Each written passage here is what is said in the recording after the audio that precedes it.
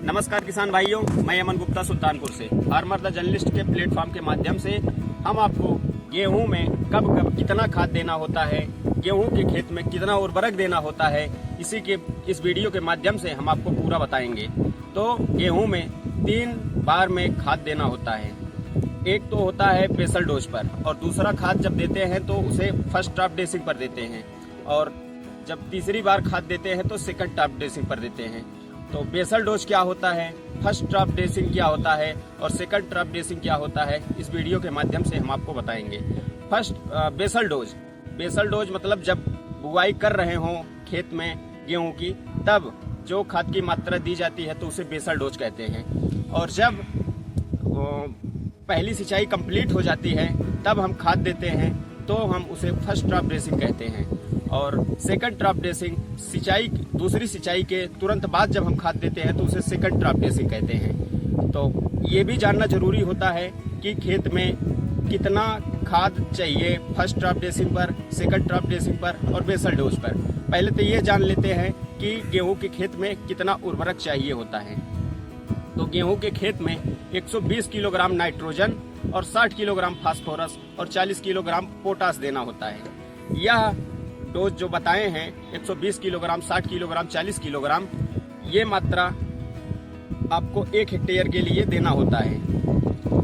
तो यह मात्रा जो होता है मतलब कितना कितना करके हर डोज मतलब 3 बार में देते हैं, तो कितना कितना करके हम हर बार में देते हैं ये हम जानते हैं। जैसे बेसल डोज पर जितना उर्वरक हमें देना होता है उसकी पूरी आधी मात्रा हम अपने फील्ड में दे देते हैं। लेकिन जो फास्फोरस होता है उसकी जितनी मात्रा देनी होती है उसे पूरा दे देते हैं।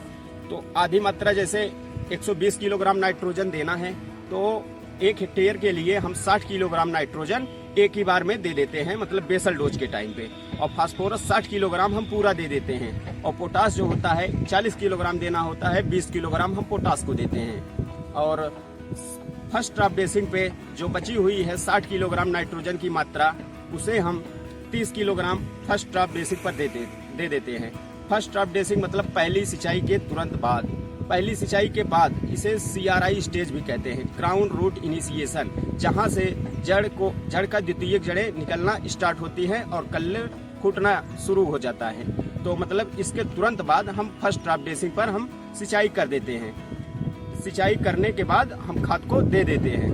और सेकंड ड्रॉप ड्रेसिंग जो भी मात्रा बची हुई है खाद की, मतलब 30 किलोग्राम नाइट्रोजन बचा है और 10 किलोग्राम पोटास की मात्रा बची हुई है, जो कि हमें सेकंड ड्रॉप ड्रेसिंग पर देना है।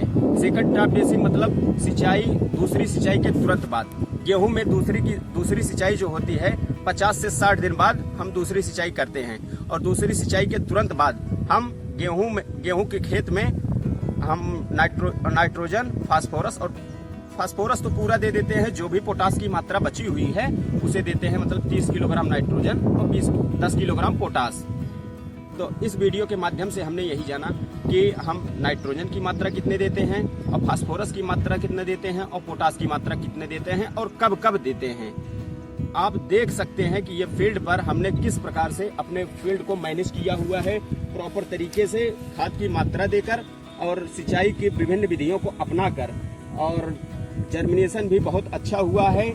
इस प्रकार हम विधि को, इस तकनीक को अपनाकर हम अच्छा उत्पादन ले सकते हैं। जैसा कि किसान भाई हमने बताया था कि आप वीडियो लास्ट तक देखें, वीडियो आपको जरूर पसंद आएगी। उम्मीद करता हूं कि वीडियो आपको जरूर पसंद आई होगी। किसान भाई, अगर वीडियो आपको पसंद आई हो तो वीडियो को लाइक करें, और यदि चैनल पर नए हो तो चैनल को सब्सक्राइब करना ना भूलें, और वीडियो को अपने दोस्तों के पास जरूर से जरूर शेयर करें। धन्यवाद किसान भाई।